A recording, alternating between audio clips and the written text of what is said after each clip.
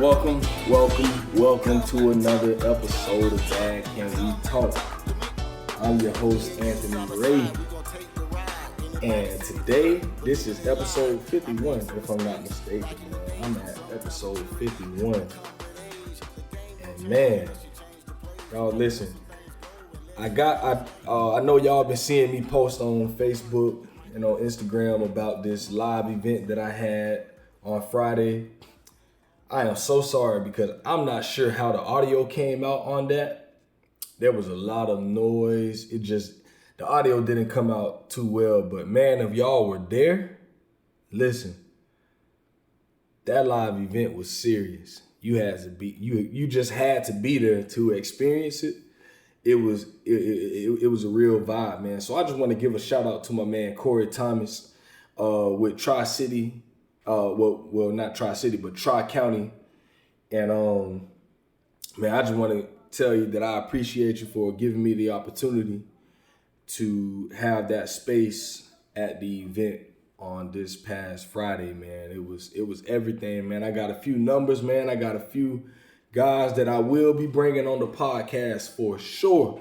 So yeah, y'all be looking out, man. I got, like I always say, so many great dads out here, man. And I'm just constantly meeting new dads all the time that just have real deal stories that I believe can impact lives, man. So shout out to all them brothers that I met on Friday night, man. Y'all boys were real.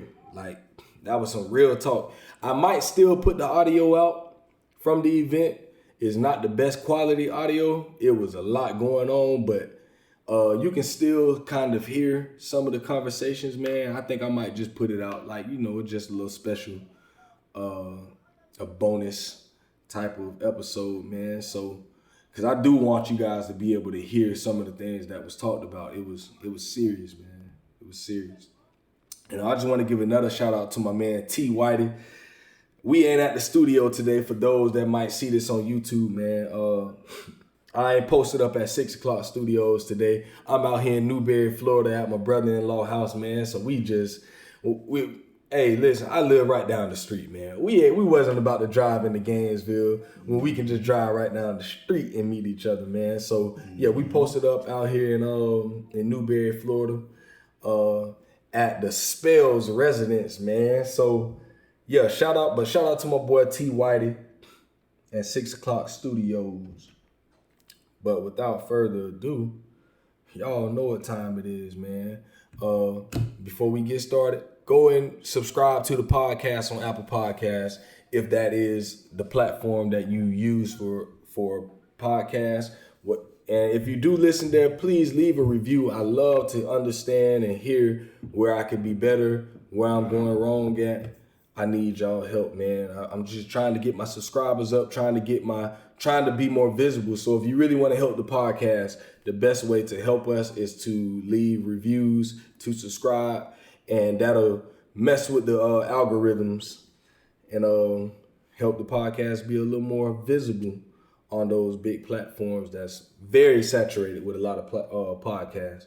So yeah, now to the business at hand, man. Today I'm sitting, like I say, with my sister's husband, my brother-in-law. Man, I've known this man since we were in the second grade, man. We go way back to Metcalf Elementary. We go way back to Tree Trail Apartments, man. For those, some of y'all new people, man. Some of y'all young cats. Y'all don't know about Tree Trail because Tree Trail ain't Tree Trail no more. Tree Trail is now Chelsea Apartments. Mm-hmm. So if you was probably born anytime 2005, you might not know nothing about Tree Trail like that, man. But that's where we met at, man. Those were our stomping grounds where we met each other, man. And we used to always rollerblade around the neighborhood all the time, play basketball, man. That was my dog. We had classes together. So yeah, I think we went to middle school for a little while with each other, man. So we went to high school at GHS together for a little while. So yeah, man, we got a lot of history, man. We've known each other for a long time. And man, now out of nowhere, I was like, oh shoot, my dog is now my brother-in-law, you know. So yeah, man. So hey, friends turn brothers, you know. Even though I believe we was brothers even before then, man. Even before the marriage, man. I always looked at this brother as someone that I respected, you know, very respectable, man. You know, always genuine, you know, and I'm proud to call this brother my friend. You know, he's been a person that's just always been real with me, man. So without further ado, man, y'all welcome to the show, my man Patrick Spell. What's good? Chilling, bro, chilling. Thank you for the opportunity for even allowing to come on the show, man. I think it's a big thing you're doing, and you know, I'm just proud of you, man. Thank you. For sure, man. So y'all know how we do it on Dad Can We Talk. My first question is always the same because I like to take it back and understand some history. So I want you to talk about what was your relationship like with your dad, man. I want you to talk about that whole dynamic. Yeah, man. So my relationship with my dad has been good, man. But my relationship's a little different. You know, my dad came into my life at when I was a little older. I was probably around, 4 or 5 years old when my mom met my dad. But yeah, my relationship with my dad has been amazing, man. Before then, I grew up in a single parent household. It was just me and my mom. So things are a little different, you know? Yeah, for sure, man. How would you say, because like I said, I always say, out of all of my friends growing up, I can probably count on my hand, probably on both hands, might be one hand, but probably on both hands, how many of my friends that I remember having a dad that was like in their life. You, Ontario Smith, my boy Vince Brown, Ronnie dad was there. I remember KJ, his dad. Mm-hmm. But outside of that, I don't remember too many of, my friends that actually, lived with their dad in the home with them. And how would you say that having that dad in the home with you, how did that form you, and help you become the person that you are today? Man, just being able to realize the good examples, my dad was a military man, so just the structure that he set for us, me and my brother, just to follow, you know what I'm saying? I feel like a lot of things that a lot of other people went through in life, you know what I'm saying? I kind of missed that curve because I had like a father figure or a male structure in my life to help me kind of, dodge certain areas that other brothers couldn't dodge because they didn't have that father dynamic in their life. My dad's just one of those straightforward country boys, man. Really just taught us, you know what I mean, how to go out there and get it for ourselves, what nobody else gonna do it for us. So he kind of just set us up to go out in life and just become our own men and you know what I mean, just be great examples to other brothers who didn't come from the same, background we did. So I feel like it helped me out a lot and life at this point. My dad's been married to my mom for 27 years. So just seeing that, bro, just, you know what I'm saying? It just pushed me to, kind of follow the same footsteps. That's real. Mm-hmm. That's real. And that's one thing that I always say about the importance of fatherhood. Having that example of a dad, I feel like when you have the opportunity to see it in the home, mm-hmm. it literally changes your outlook on life. I think when you don't grow up, like my mom, we had my brother's dad in the home for a little while, mm-hmm. for a couple of years. And I just remember even just having him there, how much that impacted me. And I used to love him. Mm-hmm. My brother Elp's dad, I used to love him, bro. And it really, I believe that if he would have stayed around, because he really was a father figure, he mm-hmm. would take us to go do things. And it was just for that little period. When I was younger, And then after that, I really didn't see my mom. I didn't really see too many men. I didn't see any men in my mom's house, period, until she got married. You know, once I got in the 9th grade. And it was like, even with that, her husband really wasn't, and you know, I love that brother, man, but he was never really a father figure. Yeah, he was just a person that worked. I can feel you know, it was never like interactions, like it just wasn't that. I think it was a little too late by that time. Yeah. Too. And that was hard. So I think, you know, like what you're saying, like, you know, seeing your dad with your mom, and you know, I remember your dad, me, you, and your dad going to the basketball court and hanging out. You know, so I can only imagine like having that person in the home where you see them, you know, actively, you know, worried about how you're doing in school. Yeah. You know, trying to help you to understand where you're going career-wise, to help you understand, you know, what love is and what love looks like, what marriage looks like. All of those things are so important, man. And I just think a lot of people don't. I think fatherhood is, you know, people don't look at it as being this important thing. Most people, they're like, oh, well, if the dad is there, he's there, as long as they got mom. But it's like, nah, you need mom and dad. But it's a double-edged sword for me though, because you know, like I said, my dad came into my life. You know, I wouldn't say kind of later, but I was I want to say I was around 4 or 5 years old at that point.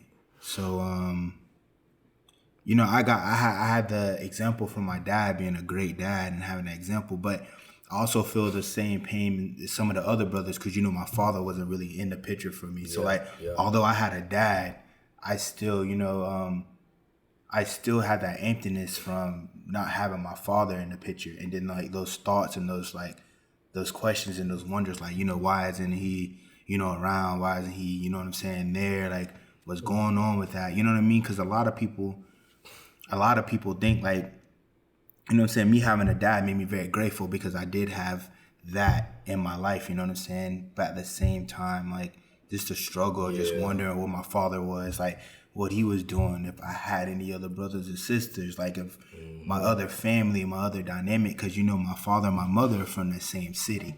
So, I would go back home and, you know what I mean, like, I'd be walking around and wonder if I was passing by one of my cousins or, like, you know what I mean, my aunt or something like that, which my aunt from my father's side just passed away probably a couple of months ago. And that really affected me because, like, I never got to have that one-on-one connection with the other side of the family. So, yeah, that's understandable. Yeah, that's real. Yeah.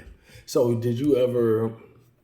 So you've never even met him? Yeah, so I met him, you know, the first time I really met my father that I can really recall meeting him was the summer between 4th and 5th grade. He lived in Las Vegas, Nevada. So my mom flew me out there to meet him, you know, and I stayed with him for the summer. So then I stayed out there for the summer, you know what I'm saying? I came back here, I did 5th grade here. And then I went back out there the summer between 5th and 6th grade. And I actually went to school in Las Vegas. A lot of people don't know that. Yeah, I didn't know that. Yeah, I went to school in Las Vegas for a little bit. I went to a middle school called Cannon Middle School for a little bit. And then that's the first time I ever picked up a football, too. That's my first year ever playing sports, too. So my first year playing sports was out in Nevada. So after that point, man, I want to say I was like 11, 12 maybe. I ain't seen my father since I was 12 years old. You know what I mean? Yeah. So we 32, been 20 years. Yeah, I'm about to turn 33 in a couple of months, you know what I'm saying? So yeah, I ain't seen him since I was 12. And he's since been remarried. You know, we in contact now a little bit, but it's still tough at times, you know what I'm saying? Yeah. Yeah. Have you ever had that conversation with him? Like, yeah, we actually, crazy story. When my aunt Stella passed away, his sister, we kind of had a little conversation about, you know, I guess because I never wanted to have the conversation, you know, because I had a dad, so I felt like I didn't want to be disrespectful to the man who stepped up and raised me, you know what I'm saying, by entertaining my father. But I felt like after becoming a father, I just needed to know, like, those simple, you know, what seems so hard sometimes can be so simple. And just sit down and have that conversation about, like, you know, where he was, like, what was going on, why wasn't he? And we chopped it up for a little bit, man. And he, some of the information and some of the things that I needed to hear, you know, kind of closed the gap a little more than what it was. And, you know, just trying to extend the opportunity for him, you know, although, like, I feel like he missed out on my life. But now that I have a daughter, you know what I'm saying, I want him to be able to have the opportunity to be into his granddaughter's life, you know, and kind of, you know, make up for that time. You know, I don't want my daughter to look at me like I was hiding family from her.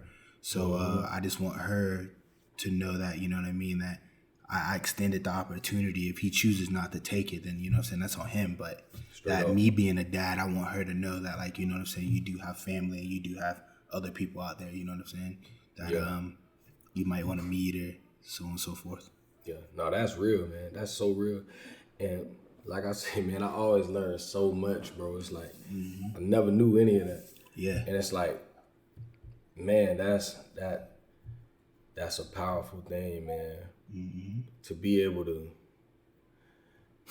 like I say, somebody told me one time that I was wrong for trying to mend the relationship, like me taking the step to do that with my dad. And I was just like, I mean, like, how you gonna say that?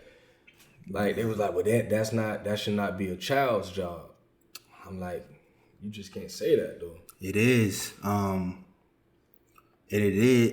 You know, you always hear the saying, you know, somebody has to be the bigger man. And, you know, sometimes kids are going to be the bigger person in the situation when it comes to adults, because, you know, sometimes adults, whatever the reason is, they feel like they can't make that step. But, you know, especially for young men out here today, sometimes when you become a father, you have to close those steps. You have to close those gaps, because like for me, like you say, I haven't seen him since I was 12 years old, you know, periodically through that time, like, I get a call or, you know, whatever, every now and then, but I really didn't have a relationship with him. So that hurt me. And like I said, having a dad, you know, it was great. Like, having a dad that was there for me to show me things, like, I loved it, but I still had that void that was missing. Like, a part of me felt like it was still, you know, not there. So, you know, just being courageous enough just to step up. And it's not just for me, you know what I'm saying, because it's not about me anymore. So just giving that opportunity to my child, that way she knows, you know, her grandfather, and, you know, if they grow on and they have an amazing relationship, that's great, you know what I'm saying, that's good, you know. But yeah, it's not about us no more, man. When you start to have kids, like, that relationship with your father and that stuff, like, man, it goes beyond that. Like, a part of you being a good father is introducing these people into your kids. That way they can have a relationship with them, instead of bashing them and talking bad about them and, you know, giving them all these stories, you know what I'm saying? Let these kids meet them for themselves, and then your child will form their own mental picture or, you know, reality about what's really going on. So I think that was just a big thing for me, just, you know, mending that gap, just trying to, you know, self-health, you know what I mean? Self-health. So that's real. Yeah. That's real, man. That's so important. And that's good news, man. Like, I love hearing stuff like that, because, like, I just know the importance of it.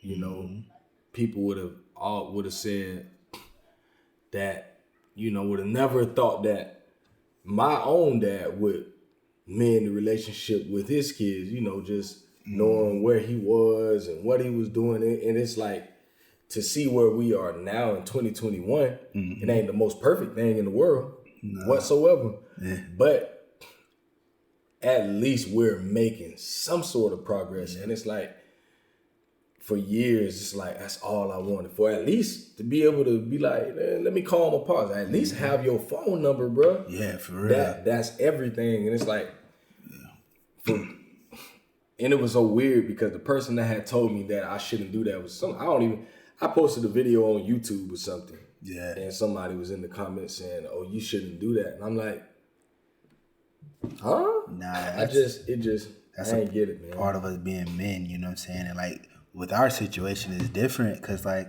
most of the men you talk to, when you talk to their dad, when you talk about your dad, you know, a lot of them can't relate, but you know, your father is also my father-in-law, and he's also the grandfather to my daughter. So, you know what I'm saying? That situation is just crazy. It is. And I wanted to ask you about that. Like, now this is something that I've noticed within my marriage. Mm-hmm.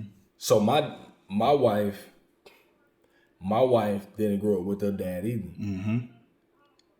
I think she said she's seen her dad twice in her life. Mm-hmm. She's 30 years old. So she saw him 2 times within in her life. And a few years ago when I was like, you know, making things right with my dad, mm-hmm. I was like, you know, kind of like asking her, like, what's up with your pop? She was like, oh, I don't know. Mm-hmm. Like, are we gonna figure out? Like, yeah. And she was like, oh, what he be? And I was like, I don't think I think you should give him at least a chance. Mm-hmm. Because what's crazy is I think her second time seeing him was when they ended up having to go back to Chicago for that little moment. Mm-hmm. While they were there, she seen her dad and she was like, it was like the most awkward thing, you know, like, mm-hmm. She was like, he came over to her granny house and it was like, she said that when she seen him, she just went in the room. Cause she was like, she didn't know what to say. Like, it's pain there. It's a lot of pain, especially for girls, you know, for young men, you know what I'm saying? Like, I think it hits a little different for us. Like, we need our fathers and we need dads to, you know, help us, you know, kind of shape us, you know what I mean, into men, which, you know, a lot of us can, a lot of young men, they don't have that, so they kind of got to get it from somewhere. But for girls, like, I feel like when young women don't have their fathers, bro, like, they go looking for it in somebody. Like, they go looking for it in relationships. They go looking for it in just, you know, a male figure just to be there and try to help them. So for girls, man, I think it's 10 times harder, you know what I'm saying? Crazy. For them to kind of mend the gap without having a father than it is for us men sometimes. That's what. And my question for that was gonna be, have you ever seen that kind of rear its head in y'all relationship? Because at one time I had to tell my wife this, like, I had to tell her, you know, for a while I felt like I had to be her husband and her dad. Mm-hmm. You know, it was like, I felt like she was looking at me in that way. It's like, at the end of the day, I'm not your dad. I can't fill that void. Yeah. I just can't. You know, and I just wanted to know, just knowing, you know, sis got the same situation as me. It's like, I wonder if that's something that y'all ever had to deal with. Yeah. It's you definitely have had to deal. Well, yeah, we both have definitely had to deal with that. You know, she grew up in a fatherless environment, and you know, she had her uncle that kind of stepped in and played that role for her, but she still grew up in a fatherless environment. So, you know, when we got together and we started dating, there was times where, you know, she was broken from that, from not having that. So a lot of the times, you know, I did play the role of the boyfriend, the husband, you know, and trying to be that dynamic male figure in her life. That way she didn't feel like she was missing something. But, you know, being a husband, being a boyfriend, you know, we can't fill that void. Like, that's not a void that we can fill. And although, you know, we try, that's just something that we can't fill. You know what I'm saying? You can't mend that hurt for them. You know what I'm saying? Because, like, that's because you're not the father. Straight up. So, Straight up. Yeah, I feel like a lot of men deal with that. Yeah, that was definitely something that we had to, and we, you know, we still deal with it today. Although, you know, like, you know what I'm saying, y'all situation is getting a little different because now y'all have contact with, you know, your father, but it's still times where, you know, she still hurts from that, and I gotta kind of try to play both roles. You know what I mean? That's real. Yeah, man. I would say that's probably been one of the biggest challenges, I would say, when it came to marriage. It's been just trying to fill that void. Also while dealing with my own. I got Yeah. the same issues, man. But And a lot of people don't understand, man. Like, shout out to all the, no disrespect to any of the young men out there, but shout out to all the young brothers that are married, bro. Cause like, it's real. especially when you're married to a woman that doesn't have a relationship with her father, man, that's tough, man. Yeah, that's real tough. So shout out to all the young brothers that are married out there, because y'all know the experience. It's tough because you gotta build that trust. When their father aren't around, that trust, that wall. You gotta try to break through that wall, but then you gotta bring that trust characteristic in there for the women to be able to trust you and be able to, allow you to play the role that you're supposed to play. You know what I mean? That's so real. shout out to y'all, man. Shout out to real. you. And I like when you hit on that trust, because it's like, I feel like they think, well, this man walked out on me. Mm-hmm. Will you, and it's just, I can only imagine how hard that is, man, from a woman's perspective. But then again, like you said too, it's so hard for us to try to be that. And one time I just had to tell my wife straight up, like, hey, listen, Stressful. I'm not that. Yeah. And I'm not even trying to be that. No. Like I want to help you get that relationship with your dad so that he could do it. I can't continue to do that because I'm always gonna let you down. And I'm gonna be broken. Like, straight up. I'm broken too. Cause we're broken too as young men coming from a similar situation. Mm-hmm. So and then having kids, man, like you trying to be that male figure for your wife, for your kids, man, and for yourself when you don't like I said, my situation a little different because I had a dad. But like I would listen to Cody Hall's situation, and shout out to Cody, man. Yeah, shout out to my big dog. Bro, that's hard when you gotta be your own father figure. You know what I'm saying? You gotta get out here in the street and you gotta kind of learn from, just the cats that's walking around, or just trying to learn from your own trials and tribulations. That's tough. That gets hard. You know what I mean? And like women, like it gets hard for men. You know what I'm saying? Because we trying to play that role, and it's hard to play a role when you never established or never had that role established in your life. It's like. It's like reading a book full of plans where there's nothing on the pages. You kind of just got to write it in as you go. So you don't know how the beginning, the end. The end, nothing. Like, nothing. You just got to try to, do the best you can. And, a lot of young men feel like they're falling short. But, you know what I'm saying? Y'all ain't falling short, man. Like, you just got to hold your head up, keep faith, man, and keep walking. Because there's no blueprint to it. Straight up. Just keep going. Just try to be the best dad, the best father you can be, because these kids need it, even if it's not your kid. And I'm going to touch base on that. Like, even if it's not your kid, because my dad stepped into a situation with us, and you know what I'm saying? Like, I look at my dad as my father. I'm going to get that out of the way. So, like, I look at my dad as my father because he stepped into a situation he have to step into to be that permanent role. And he never walked away. He never let us go a day without a meal. He never let us, you know what I'm saying? He used to walk us to elementary school. Yeah. He used to walk to work, walk me to school, make sure we were straight. And then, you know what I'm saying? Like, so even... Shout out to Pops, man. Yeah, shout out to my dad, man. Even for y'all young brothers, man, like, we got to father our own kids too, but sometimes we got to reach out and we got to be those father figures to those kids that don't have them either. You know what I mean? It take a community to raise kids, and I feel like we got to get back to that mindset. We got to get back to that, you know?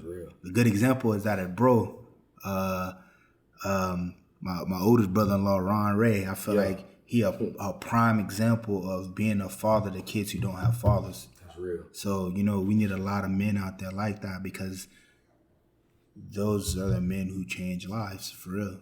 Mm-hmm. That's real, man. So many kids out here that just really don't have that, And like I always tell my kids, they young, but I be telling them straight up, like, Man, everybody don't have what y'all have. Nah. Everybody don't wake up and they daddy in their face. Yeah. Everybody don't go to sleep and they daddy tucking them in. You know, like y'all just gotta know that it's people out there that are so much less fortunate than y'all. Like, and y'all gotta always remember that. Don't always think everyone is in the same situation as you, because they're not. Because you get into conversations like now, you know what I'm saying? Like, you realize, like, when we were younger, you know, we grew up in the same neighborhood. We hooping, you know, playing football, running around, playing tag, all that stuff. You know what I'm saying? You don't have this conversation. You don't think about, like, oh, you know, if he going home, his dad gonna be there. You know what I'm saying? My dad's there. Like, you think everybody in the same boat, but then they're not. You feel what I'm saying? So,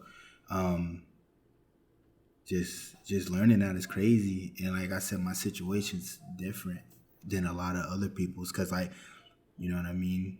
We'll touch base on that. Let Bro get through his questions. I'm pretty sure it's gonna come up. No, that's real. That's real. I want to talk about this, man. Talk about what was your first thought when you first found out you were about to be a dad. You know, like, and what was how did everything go? Because I know that y'all had some complications with having children for a while. I want you to talk about that, like the complications, and then finally finding out like you're about to be a dad. Yeah, man. So for a long time it was a sore subject, because, you know, we did, me and my wife, you know, shout out to my wife. Shout out to Sid. we had complications together. I'm not gonna touch base on what they are, because but yeah, we were having complications, and crazy story. So like we were trying to have kids, and it wasn't kind of working. So I was starting to have that doubt, like, man, I'll never get the opportunity to be that father that, you know what I'm saying, that like I to be 100% real, I wanted to be a father just for I could show my father how it was done. You know what I'm saying? Like, like I didn't get it from him, so I wanted to be a father to show him, like, this is how you do it. Like, I wanted to get back at him so bad, like, man, this is how you be a father. This is how you know what I'm saying? And like, for so long, man, like, we couldn't get pregnant. And then, you know, finally, you know, we stopped trying to have kids. And we actually went to a church service one year, man. And for like New Year's, they had you light a candle, and you had to make one prayer on that candle. And then once you said the prayer, you blow the candle out.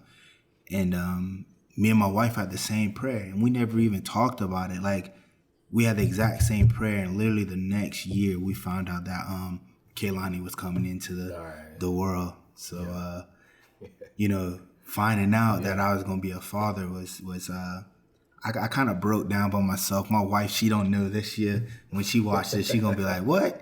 Like, man, I was at work one day and I just broke down in the stall. I just started crying, because like, I didn't know how, like, I was nervous. I didn't know how I was gonna be a father, like how I was gonna direct, you know, her in the right direction. Like, I at that time I felt like I wasn't even a good husband yet. So like, now, like, this child is coming into the world, and I was having doubts about even being a good husband. So like, I was real nervous, man. I constantly broke down, because I was just scared that of maybe failing, or maybe, you know, not being that good example for my daughter. You know, it was tough for me. It was tough. Yeah, man, that's a scary. It could be. It's you be happy and you're excited, but like you said, man, you can have those doubts, man. That stuff will eat you alive, man. Yeah, the doubts. Allow it to. Because everybody was around, you know, everybody around me had kids. So like, all my homeboys, you know, my brother-in-law, even my younger brother, you know what I'm saying? Like, so I was already an uncle. And everybody had kids, and you know, when you're married and you don't have kids, like the question that comes, like, when y'all gonna have children? When you gonna have children? Like, it was tough, man. But when I finally found out, I really think it set in. I had prayed for a girl first. I don't know if most men do that, but like, as a man, I prayed for a girl first, because I wanted to have that father-daughter relationship with my daughter. And I always wanted to have a daughter first. I wanted her to be the oldest, because you know, you just have a dynamic with your oldest child because they're the first one. Like, it's just something different about that first one. So I pray for a daughter, and that's what God bless us with, you know. God bless us with a daughter, and man, she's the love of, you know, my wife's the love of my life, but my daughter's the apple of my eye. Yeah. She's my world. So, Right. you know what I'm saying? I'm just, we're blessed. We're blessed. Yeah, boy, man. One thing about it, I was praying for a boy first. But when I got that girl, man, listen, man, the girl, they do something to you, man. It helps you. You have a greater appreciation for women after you have that girl. You know, it just like, cause I have a son. And my son, you know, it's a different thing with my son. You know, it's just it's a totally different dynamic. But those girls, bro, it just really help you. I think, like, I always wishing for some dudes to have girls, like, especially when they be like, oh, hard, want to be tough. And I'm like, boy, I hope you have a girl, boy. Yeah, but that thing gonna change your whole life. It's gonna change your whole mindset. You all that tough and all that stuff it's gonna go out the window. You right. Cause, you know, like, I always tried to play the tough guy. You know what I'm saying? I always tried to be, you know, the one that wasn't emotionally stable. Like, I wish I wish she was here to talk to y'all and tell y'all, like, we watch a movie, I wasn't crying. I don't like hugging people. Like, I wasn't like that. And, you know, when my daughter was born, man, boy, I tell you what, like, I can't get through a movie now without crying. Like, I'd be watching basic movies and I just start tearing up. I don't even know why I'm getting emotional, you know. But yeah, having kids change your life with being a dad and having that little girl. Like, I don't have a son yet, but I got, like, a nephew and stuff. You know what I'm saying? A relationship that's different. But having that girl, it just bring out emotions in you that you never even knew that was inside you. All right. Yeah. That's real, man. That is real, man. Shout out to my baby girl, Kaylani, and Miss Azriel Ray, and little Eliana. All them girls, man, them girls will do it to you, boy. They will do it to you. Man, I wanted to ask this, though. Damn, what's something I was going to ask you about that. It'll come back to me. It just slipped my mind. But, like, now that you have a child, like, what would you say is your greatest challenge thus far? You know, what Kehlani with 2?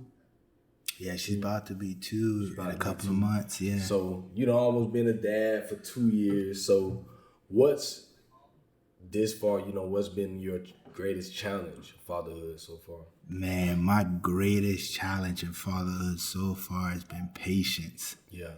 Man, working on that word, patience, has been the,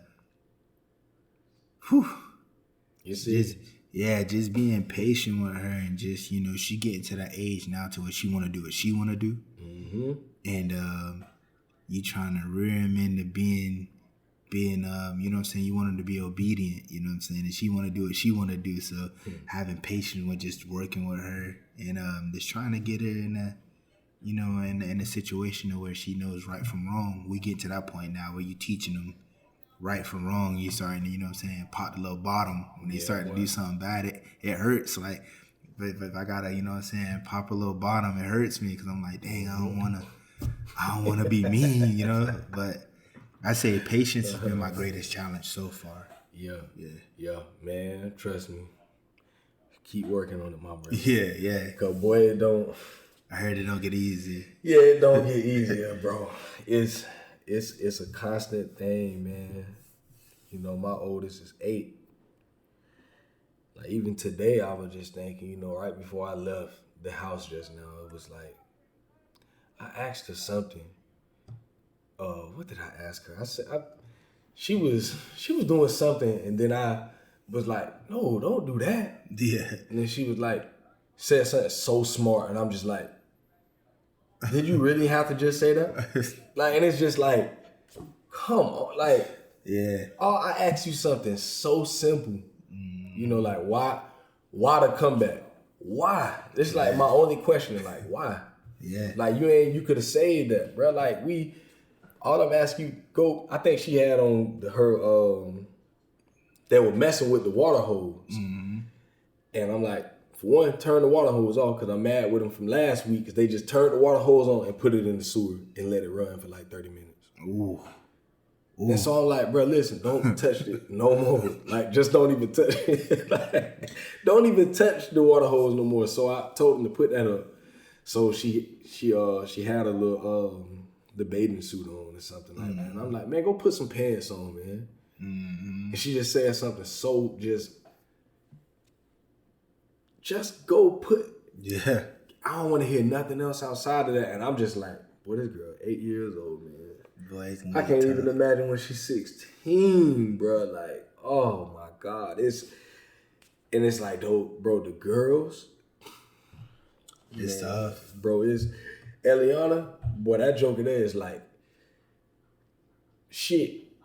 Bro, Eliana is something that I've never seen, bro. She's something that I've never, boy, when I'm telling you the test of my patience is that little girl, bro, listen. She on a whole other level.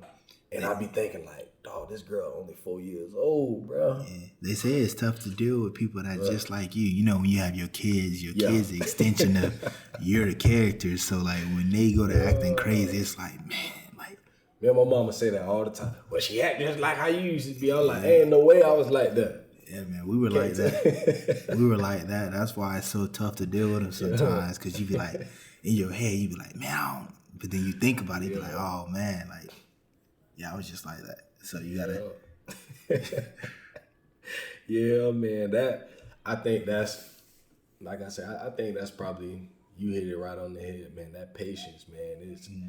I think that's one of the hardest things, man. But kids have taught me so much about God, like, and about how, like, the patience of God, like.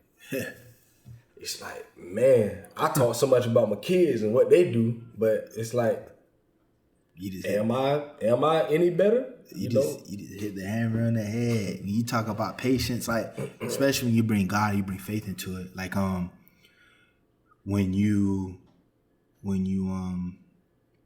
look at it from that angle too, and that's why I said patience is my hardest thing. And like, I look at it a lot too. Like, I didn't realize that, like, how big of a thing patience was, because I think I look at my daughter, you know what I'm saying, I look at my wife too, and like they do things and my patience be so short. And I think about God, like when I do something, I don't got no opportunity, like I ain't supposed to be doing it, you know what I'm saying? Like God has forever patience with me, like He has forgiving patience. So like patience is one of the things that I pray about the most, to be honest, is like having patience, because I want to be forgiving, I want to be loving, and I want to have better understanding of my wife and my child, you know, just like God has for us. Like, we be so quick to anger, you know what I'm saying? He tells us to be slow to anger. All right. So, just working on that, man. Shout out to that. That's real. And on that same scripture, man, when it said to slow to anger and quick to listen, quick to hear, and it's like, bro, that's really the patience. Like, it is. If you can just learn to hear. I ain't good with it whatsoever, but in the times when I have been good, it's come from, like, okay, my wife might say something that might upset me. Now, when I quick to listen and I just hear her out and get that understanding, it's like, well, I see what you're saying. Like, but it's like when you don't even listen, you ain't trying to hear that. That's when you so quick to anger, because it's like, you ain't got any type of understanding. Even with the kids, it's like sitting Azriel down, like, why'd you do that? Why you say that? You know, and just sitting down and getting the understanding don't mean that you're gonna agree a lot of times, because you still might not agree, but you ain't gotta agree to understand. You know, sometimes you can sit down with someone and like get an understanding, and then say, okay, now that I understand, do I agree with this or do I disagree? It's the situation of, you know, understanding is a big thing with you. Man, it's hard to explain, but you watch scriptures come true in everyday life. Like you watch scriptures come true in everyday life. So in that particular scripture, how you said, like, it's sometimes, and this, I'm gonna speak for like a lot of the men, like sometimes, bro, like we gotta slow down and we gotta listen. Like, a lot of us want to talk. A lot of us want to be alpha males. A lot of us want to be big dogs. A lot of us want to be the head male. But you know what I'm saying? Sometimes you got to sit down and you got to listen to what people... I'm not saying you got to listen to follow what people are saying, but sometimes just listen and try to get an understanding of what people are coming from, especially when you have kids. A lot of the times, like, as adults, and I think, you know, this is kind of tough for me to talk about because I have a baby still, but like, I felt when I was younger, I felt like my parents didn't listen to me. Like, I felt like, you know what I'm saying? It was just like, do, but they ain't listen. You know what I'm saying? And, you know, I think that caused a lot of problems because, you know, like, you're not getting that opportunity, or you're not letting your child have that opportunity to, you know, develop into their own person. Like, that's real. Or to even give you a better understanding of why that action happened. You know what I'm saying? Although you may not agree with it, like bruh said, like, you got to give them that opportunity to even explain, like, what they were going through. Because then at the end of the time, it might be something, a reflection of yourself. Like, it might be something that you caused. And then your child tells you, hey, you just like, oh man, like, baby, I didn't even know you felt that way. You know what I'm saying? Instead of just coming down on them all the time. And I feel like, you know, having a dad, like, that's just something that you understand over time. Like, I grew up in a military household, so, you know, there wasn't no talking. Like, what was said was said. There wasn't no feelings at all, you know what I'm saying? But that affected me as a grown man. Like, I came up with no feelings. And like I said in the previous question, like, now that I have a daughter, like, man, my emotions are crazy, but I was raised by a male with no emotions. So, like, it was hard for me to play off of mine. Yeah. So, no, that's real. Yeah. That's so real. And that, like I said, it's something that I'm every day trying to work on. You know, I ain't even close to mastered that or gotten, you know, I would say I think I got a little better, but it's like, it ain't something that we grew up really knowing. Like, it's just, man, like when you go into marriage and then you have children, sometimes, you know, I know for me, that was my first time having to be patient with someone. That's my first time ever having to be, you know, long suffering and understanding. Yeah. You know, this is my first time ever having to really do those things.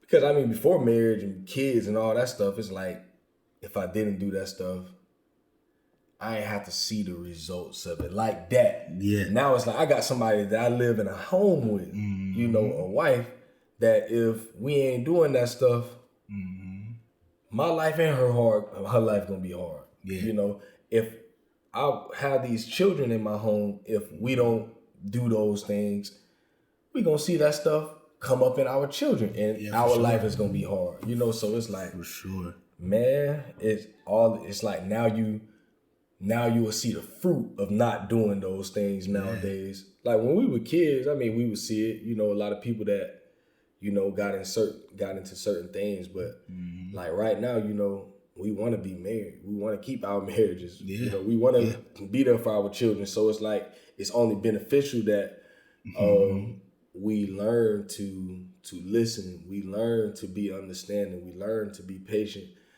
You know, those are things that are foundational when it comes to fatherhood and marriage, man. And it ain't no shortcuts on that. Yeah. You know, like I say, I've been had the understanding of this stuff. Yeah. But I still I ain't got there yet. And I'm just every day just trying to just get better, man. You know, it's so hard, bro.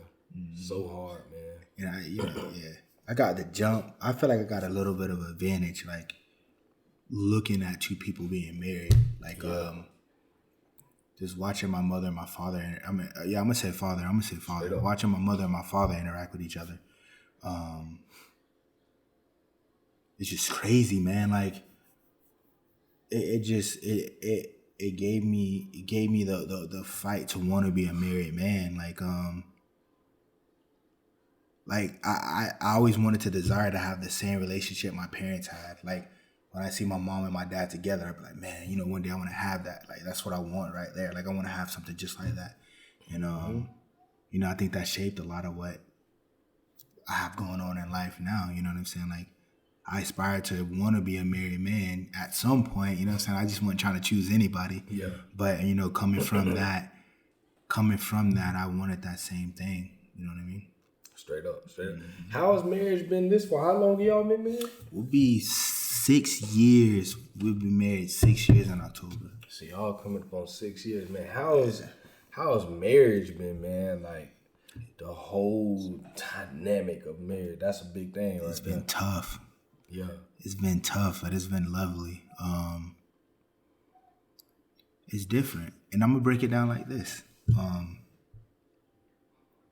When you find someone who genuinely cares about you, and not just about like materialistic things, but someone who cares about you as a person, somebody who puts into you like you put into them, it's a beautiful thing, man. Like it's a beautiful thing. And me and my wife talk about this, a little off topic, but me and my wife talk about this sometimes. Like, a lot of us, I'm just gonna be real, a lot of us as men will meet great women.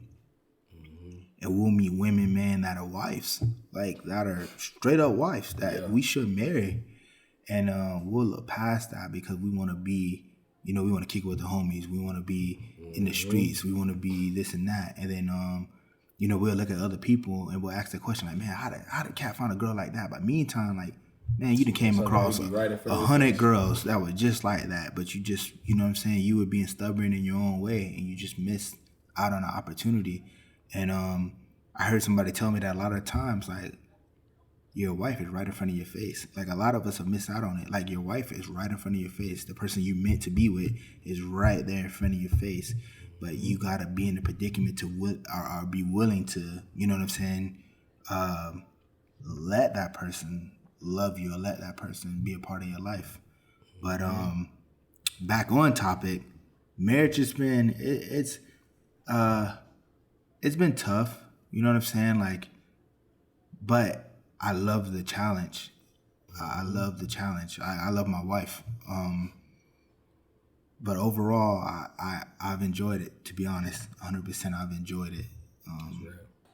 But it is tough at times. It's not, you know, when you dating somebody, you dating a girl or whatever, y'all get into an argument, you just bounce and leave and come back. You know what I'm saying? But when you married, where you gonna go? Like, you can't just bounce and leave and just, you know what I'm saying, come back and, you know what I mean? Like, so the situation gets a little different, but I love it. Like, if you know what I'm saying, I have to do it all over again, I do the same thing. I'll be the same person. Straight up. Man, guy I listened to named Trip Lee. Trip Lee said in a song one time, he said, it ain't love if you ain't loving. It ain't, if it don't hurt, then you ain't loving. If it don't hurt, then you loving wrong. Yep. And it's like, I remember he said that. And then I started looking at scripture. And I looked at the relationship, like, the word tell us as husbands love your wives as Christ loved the church, seeing that he died for her. And I'm like, that's a hard thing. That's a hard saying. Like, that's a hard thing, you know, like, if you look at it, you know, if you look at the Bible, it give wives so-and-so with your husband. They got like a little sentence, maybe 2 sentences. Bro, when it came to husbands, when Paul was talking, bro, we got a whole paragraph. Yeah. And I'm just like, and the things he was saying in there, bro, and I'm just like, dang, dog. Like, if you look at the relationship that Christ had with the church, bro, it was a hurtful one. On his side. For him being the husband, you know, he's the husband, the church is the wife, the bride. From his sense, it was a hurtful relationship. It's always because he loved the church. Yep. So he loved his wife, but his wife was always going out on him. And I'm like, but it say, but you still got to love your wife and die for her. Yep. You know, like, like he died for the church. So I'm like, dang, that means marriage ain't meant to be this you know how people make it like this fairy tale. Like marriage ain't that. It's not. That's not marriage. It's not real. That's what we see on TV. Yeah, it's not real. And I think marriage is meant to build us up. Yeah. Marriage builds character. How do you build character?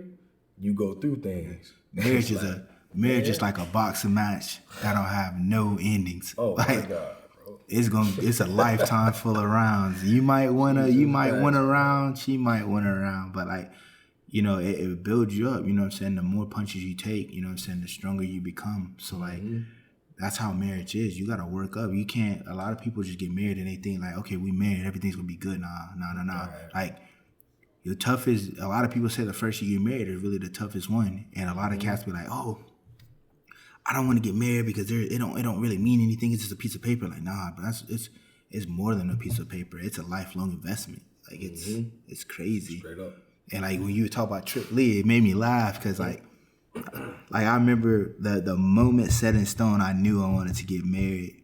I was listening to a Christian rapper named Bizzle, and he got a song called "Make Her the Missus." Yeah, that's that heat. And I was listening to it, and I listened to it like 10 times in a row, and I was like, man, like, oh man, like it was just hitting me because it was just like when he was saying like, he know he love her, but he treat her like he don't know. You know what I'm saying? Like. And like just playing off of that, like just being in a situation the way you keep playing around, that woman gonna go find somebody who gonna love her and give her what she looking for. You know what I'm saying? And you gonna miss out on that good thing. Straight up. So like, man, I had to listen to that, like I said, about 10, 15 times in a row, just playing back to back to back to back. So then I had crazy. My brother hit me up and he was like, "Yo, bro, come scoop me up, meet me over here." So I ended up meeting up with my brother, man, and we were looking. I think we were looking. We're in a jewelry store or something like that, man. And I'm at a case, and I'm staring at wedding rings. I don't even know I'm looking at them. You know what I'm saying? I'm sitting there staring at them, and I hear my brother say, "Dang, bro, like, what you got going on, boy? You been over there for 20 minutes staring at the ring." You know? I was just like, "What? Like what?" And my brother like, "Man, you ready?" I was just like, "Man, what you talking about?" He said, "Nah, bro, like, you ready, bro? You might as well go ahead and do that." You know what I'm saying? That day, I walked out with a wedding ring. All right. So, no, that's real, bro. Yeah. That's so real. And it's like, a lot of times you don't know. Like, well, I ain't gonna say you don't know. You will know. I had to plug this thing. That thing finna die. I forgot. Go ahead. But it's crazy because it's like when you with that one and you know she the one, bro. It's like you say, they be right in front of your face. It's like, you know, you feeling that. Do that. Like, yeah. Because it's like it's so worth it. Like it's worth it to. I know for me, I took pride in saying, you know what, like we wasn't in the best situations in life, you know, but I'm like, I feel like this woman deserves somebody to take her in and love her and give her that security. She deserves to have, you know, that love. She deserves to be cared for. She deserves, like she deserved that. And I never forget, bro. It's just, I just told myself like that right there, like she deserved it. Like she really deserves for me to do, like just kind of try to be that, like, okay, yeah, I ain't the most perfect man in the world, but it's like, man, let me just try, at least try to be that. Bet. That's a bet, man. And if like for most dudes that was like me, like I wasn't really like a, you know what I'm saying? I wasn't really like that guy that was getting all the girls and nothing like that. Like I ain't never been, you know what I'm saying? Like some dudes got it. I'm letting y'all know right now, man. I wasn't him. Like I can't just walk into a room and women are just like, "What's up?" Like nah. So like, you know what I'm saying? The fact that I had somebody that was on me like that, you know what I'm saying? It was just crazy. Like I said, I ain't never had no girl be into me 100% like that. Like so meeting somebody who just cared for me more than they care for themselves, was crazy, man. And that was a move that I knew that, you know what I'm saying, first I prayed for it, you know what I'm saying, I did pray for it, and it was right, like it was just there was a right move, and it was by far in life my best move. All right. Shout out to them babies, man. yeah, man. Hey, we get to talking about love and relationships, man. If y'all know anything about me, y'all know I go all day on that right there. Yeah. But shout out to the wives out there, man. Shout out to the good women, man. You know, one thing about us, man, we need us a strong women, man. You know, we need that. And it feels so good to have a woman that's all in, even in your failures, you know, even when you ain't the best person in the world, you know, like just having that person that love you for just being you, you know, and that's, I think, the beauty of marriage, you know, to have someone that, it's like, I think people, when they think of marriage, they think of this perfect thing, but it's like every time I talk with guys, I always tell them, you ain't looking for the perfect person, bro. Nah, like that's not what you're looking for. My dad, I mean, not just my dad, but I learned a long time ago, that girl you got in your head, that image you got in your head, 9 out of 10, your wife ain't gonna look nothing like that. Nothing like that. So you chasing a blank image, like straight up. It's crazy. It's a dream almost, and it's like, I think that's what a lot of men are looking for. And then when you do find those dream type women, a lot of times, if you see, most of those women don't be married.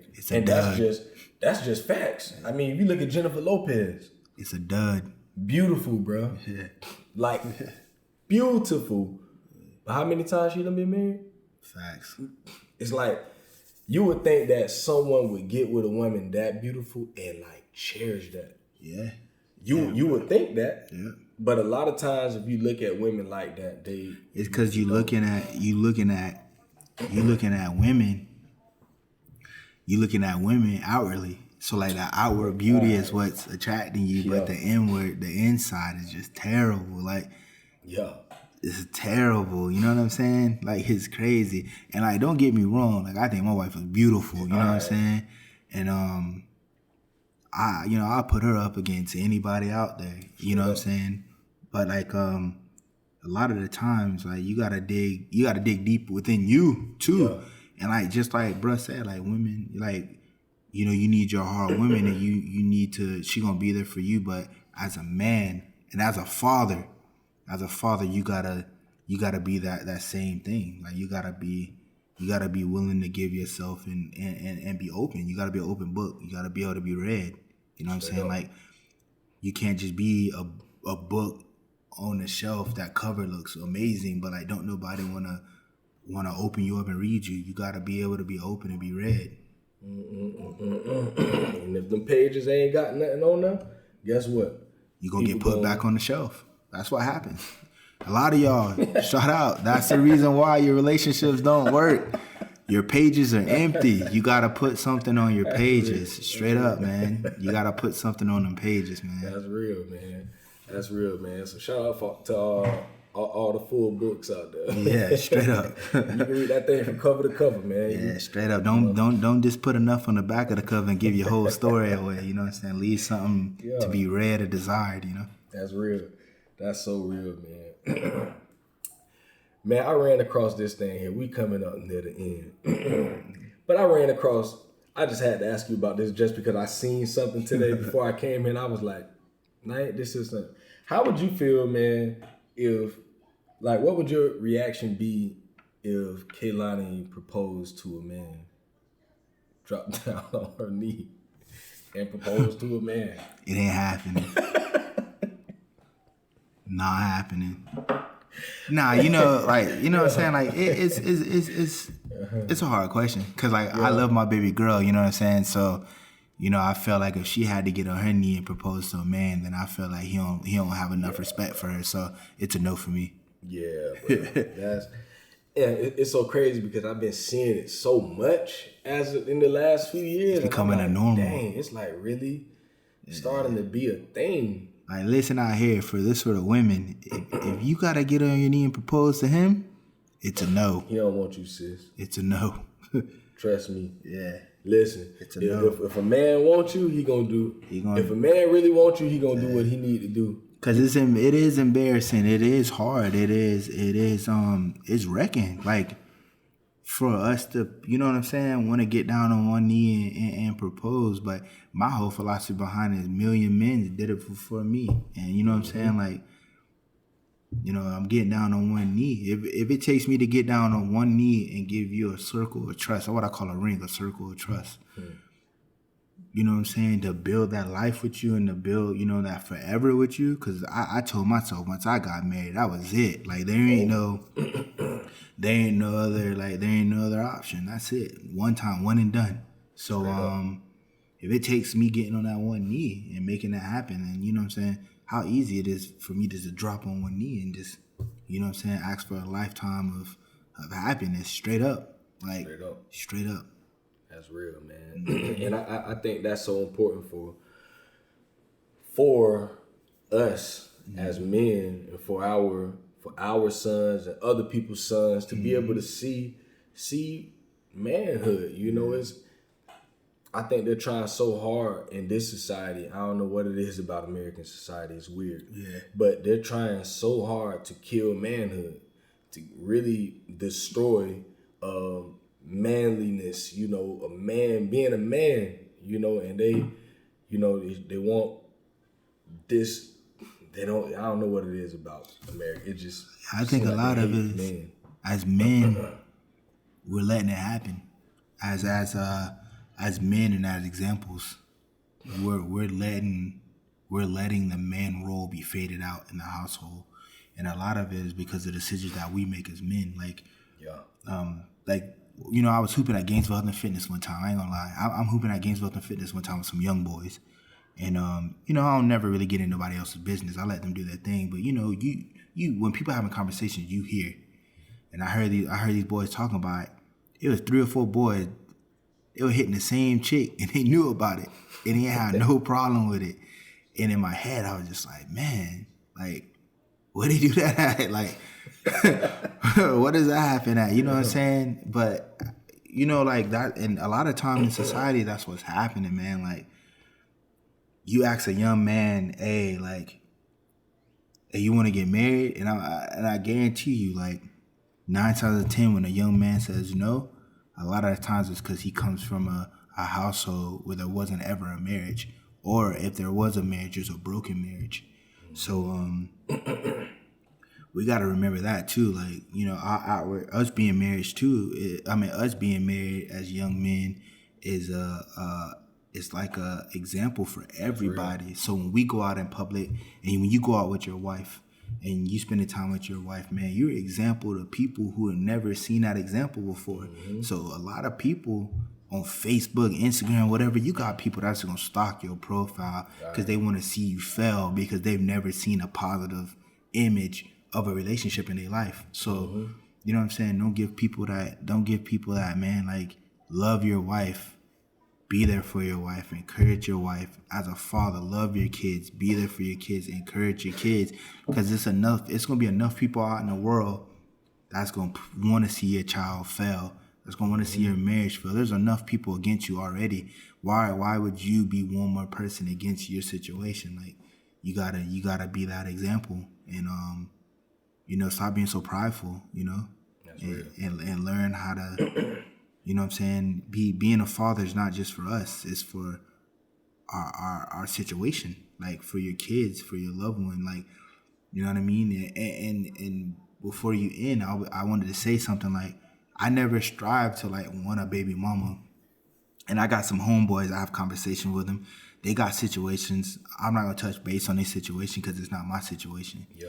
But I know a lot of cats, they got, you know, baby mama 1, 2, 3, whatever they got going on. And they'll comment on my comment and they'll be like, man, like, bro, it must be nice. It must be this, it must be that. It's like, bro, like, you guys got the same situation. My situation was, I looked at the woman and I said, you know what, man?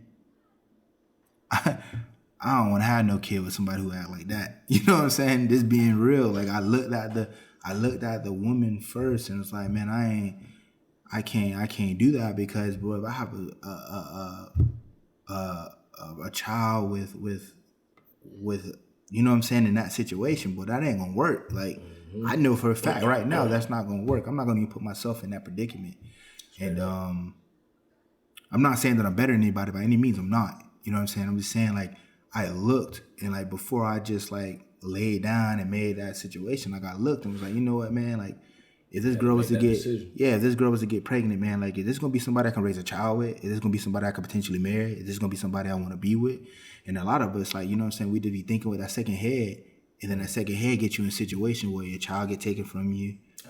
And all these things, and you gotta remember, bro, like, if you're a man and you grow up without your father, you know how that felt. So why put your child in that same predicament?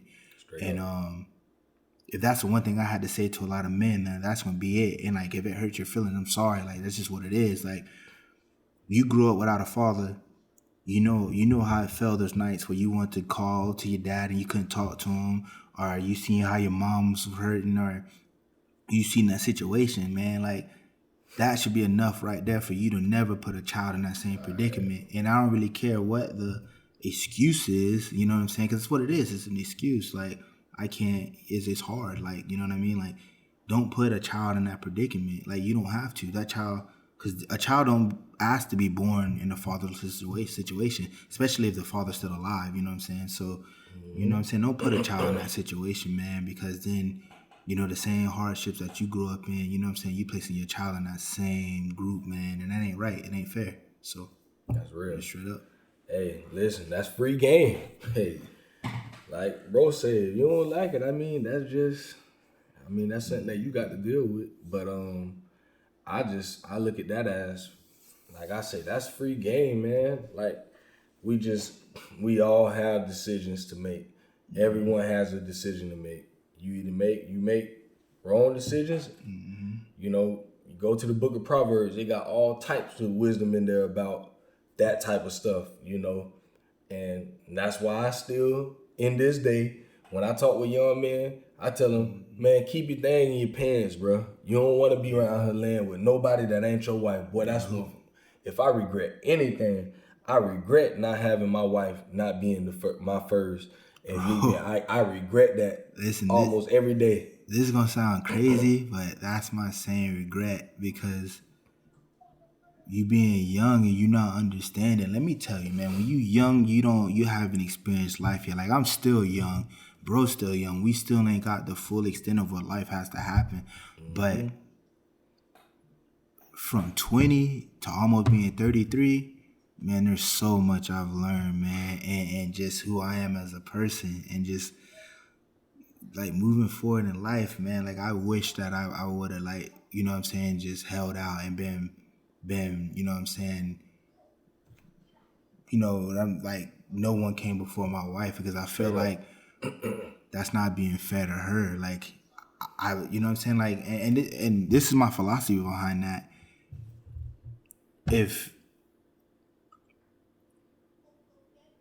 When you sleep with somebody else, you know what I'm saying, like, your percentage level, it's like your phone battery, like your percentage level is going down, down, down, down, you know what I'm saying? And then when you meet that person, like, you're not giving that person all of you, because you've already given yourself to other people. You know what I'm saying? And I don't know if that makes sense to people, but like, that's always just something I thought about. Like, I can't give you 100% of me if everybody else has had a piece of me. Like, I got, you know what I'm saying? If I slept with 100 girls, that's 100 girls that got a piece of me that's walking around. You know what I'm saying? And then with that, it makes it harder once you get married, because now, like, people feel like, oh, well, I'm missing something. But it's like, you don't miss anything you ain't never had, bro. Exactly. Like, I don't miss having a jet, because I ain't never had no jet. Yeah, exactly. You know? It's like, if I had a jet before and then I lost it, then I can say, dang, bro, man, I remember I had the jet.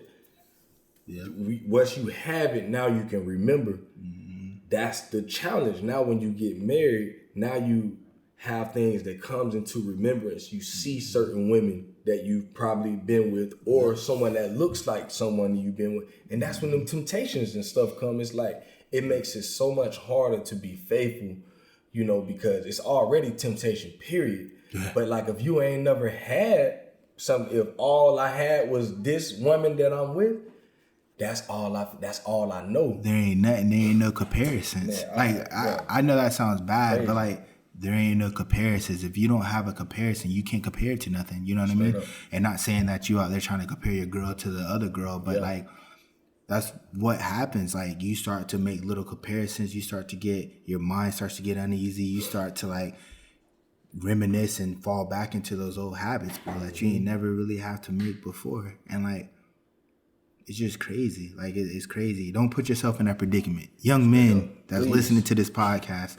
please don't put yourself in that predicament, because I'm telling you, it's a hard predicament, man. It's something that if you don't have to go through it, don't go through it. So for y'all, just don't go through it at all. Straight up, please.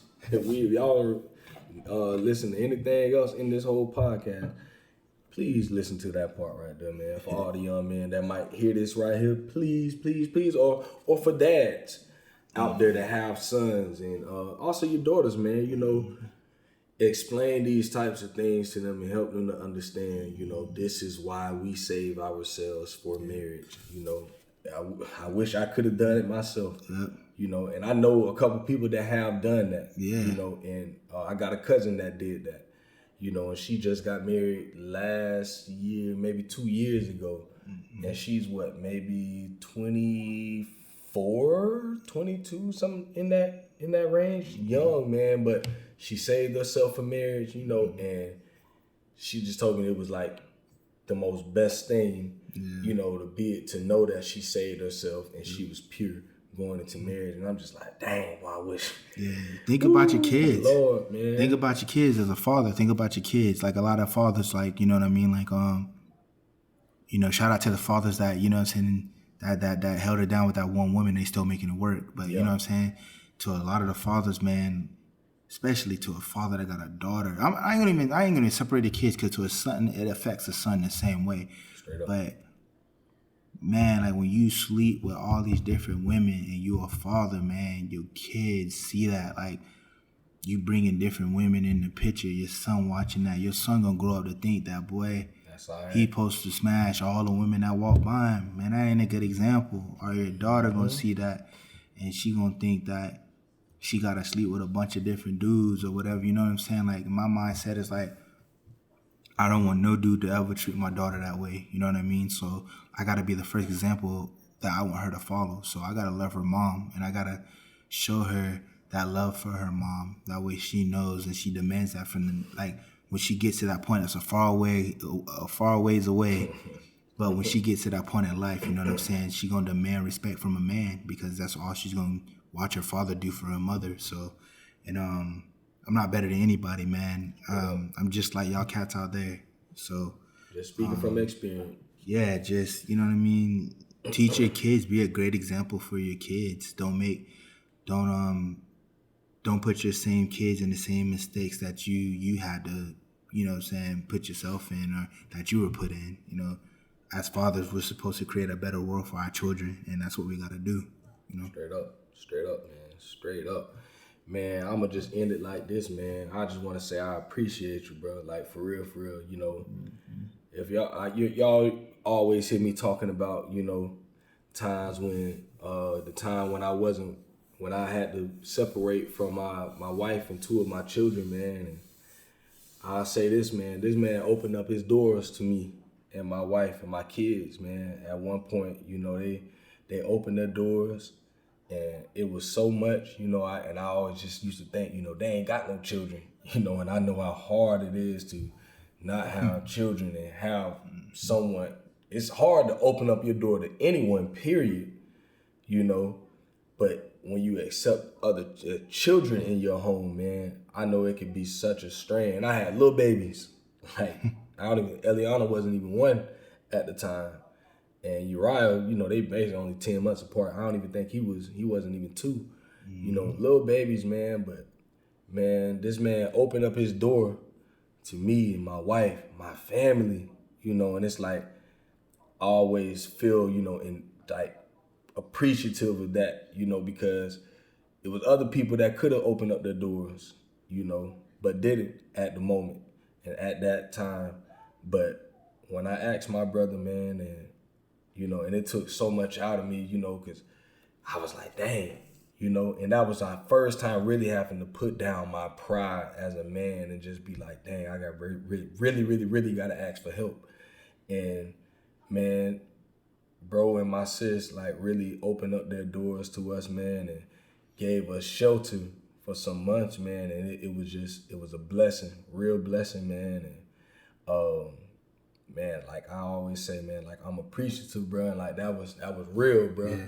Like real talk, dog. Like that's what you call love, man. And they ain't have to do that. That was something they were not obligated to do that, you know.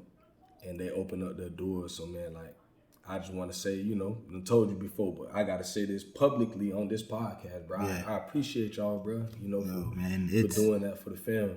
It's bigger than us. You know what I'm saying? Like you said, being prideful, and like to me, it wasn't like, you know what I'm saying? Like even if I wasn't married to your sister, if I was by myself, you know what I'm saying, I still would have opened the door because you're good people. You know what I mean? Oh. And like I said, it's bigger than us. It's bigger than it's. Man, it's always been bigger than me. And I know you're trying to end the podcast, but I'm just gonna say it. My mindset has always been bigger than myself. Like man, I don't know how many times I've been hurt or I've been put down, or you know, cats will clown me or made fun of me or did whatever in life.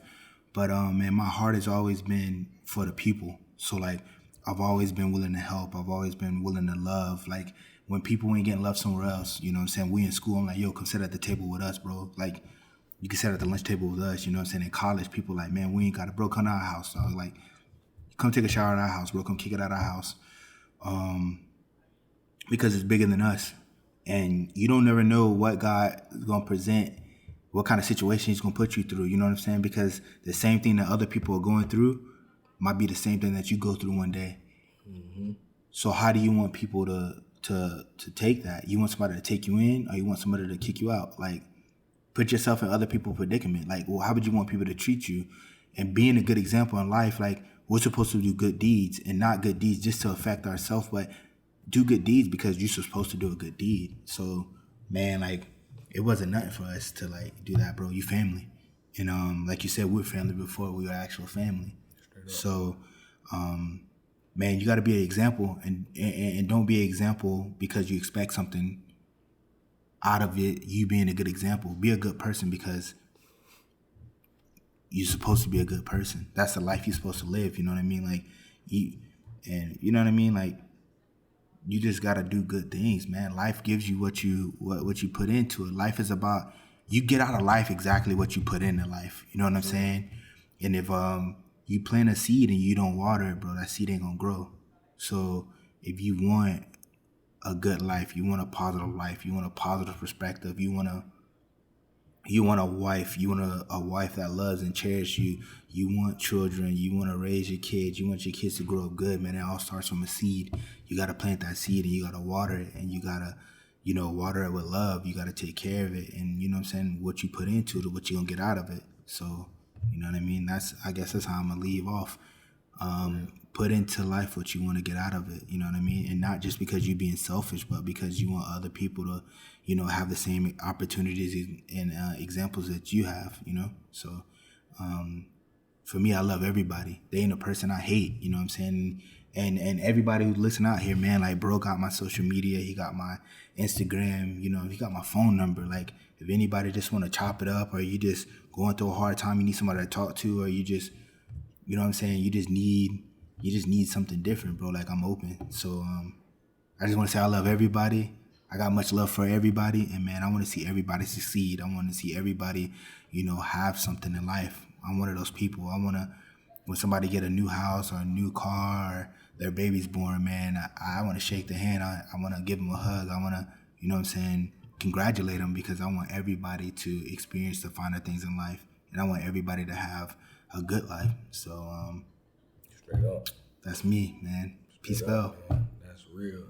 That's so real, man. So yeah, y'all, man, y'all already know, man. Y'all hit me up. Y'all know how to contact me, man. Dad, can we talk across all platforms? Y'all continue to stay tuned to the podcast, man. We continuing to build, man. It's a day by day thing. You know, we just trying to keep it pushing. Got a lot of things that's going coming up, man. Got some other good fathers, man, that's gonna be blessing the podcast. You know, I know it's a lot of guys that been asking me, man, I want to come on. Y'all listen. Y'all gotta be patient with your boy, man. I only do one a week. And I'm talking about right now, I'm booked up almost to August right now. And trying to fit in breaks for myself, because I be needing mental health breaks for myself, you know. So yeah, y'all continue to bear with me, man. I got a lot of guys, man, that, man, y'all don't understand. The list is like, it's a lot of people, man. You know, but I'm trying to get to all of them, man. I want to hear all of these guys' stories. You know, if I could do this full time, listen, man, I would be doing 3 to 4 interviews a week, and I got enough guys to do that. But yeah, like I can book for the rest of this year if I do once a week for the rest. That's how many guys I got right now waiting. But yeah, man, this is just another great dad, man, another great husband out here in the community, man. You know, and this is why I do what I do. Because I want for y'all to hear stories like Patrick's story, you know, because so many great men out here, so many great dads, and we just don't give people the platforms. You know, a lot of times we focus so much on the celebrity dads or whatever the case may be. Focus on the moms. Focus on moms. Yeah. And we sleep on dads. You know, we sleep on the everyday dad that work 9 to 5. You know, we sleep on those dads, but these are dads that are putting in work, man, every day, focused and trying to keep up with himself, you know, trying not to lose the faith and lose himself, you know, guys that's really out here putting in real work, man. So I salute you, bro. And I salute every other dad out there, man. You know, we continuing to push, man. So y'all know what we do at Dad Can We Talk. Y'all, like I say, go subscribe to the podcast. Wherever you get podcasts at. If you want to stream and listen to the podcast, you can always go to the website at dadcanwetalk.com. Everything is streaming on there. I got an event that I'll be hosting next month. It'll be it's gonna be called Down to Earth. It's gonna be a conversation between men and women, because we're trying to bridge the gap, you know, between men and women. We always have all these differences with one another, especially black men and black women. You know, I don't know what it is about this divide that we have, but we're trying to break that cycle, and we're trying to bring some unity within our community. So that's what we'll be doing June 26th from 2 p.m. to 4 p.m. at the Bay in Gainesville. So y'all stay tuned. I'm still trying to get everything worked out, but that's the gist of it for right now. But y'all will see me posting on the book sometime, hopefully next week, about it, to keep y'all posted. It'll be a free event, man. So yeah, man, listen, this right here has been good. This has been episode 51. We gonna end it right there. Love you, my brother. Stay up. Dad Can We Talk.